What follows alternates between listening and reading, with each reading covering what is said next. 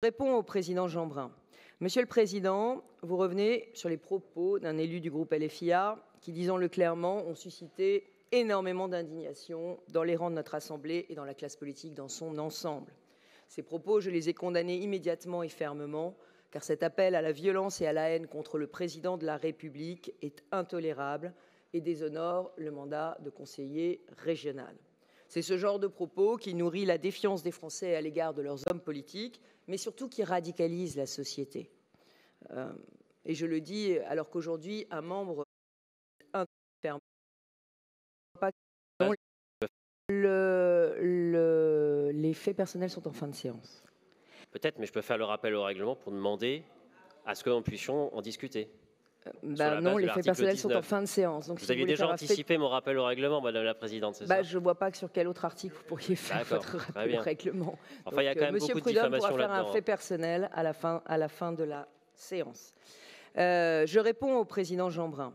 Monsieur le Président, vous revenez sur les propos d'un élu du groupe LFIA qui, disons-le clairement, ont suscité énormément d'indignation dans les rangs de notre Assemblée et dans la classe politique dans son ensemble.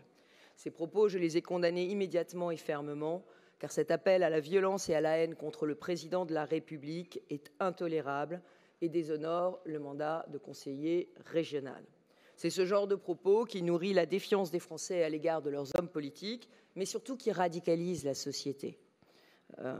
Et je le dis alors qu'aujourd'hui, un membre de notre hémicycle, Xavier Melki, maire de Franconville, vient de voir son fils menacé de mort dans sa ville. Voilà, c'est ça la radicalisation de la société.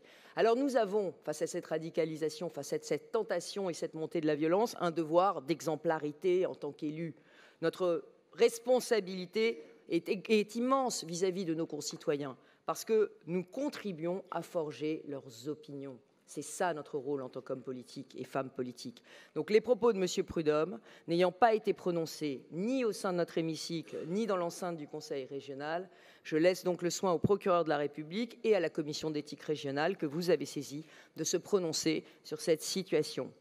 Mais vous me donnez ainsi l'occasion de rappeler combien je suis fière qu'en 2016, nous ayons été pionniers en instaurant cette commission d'éthique qui veille scrupuleusement au respect des engagements que nous avons votés pour une nouvelle éthique politique en Île-de-France que j'appelle de ses voeux. Mais je réitère ma mise en garde.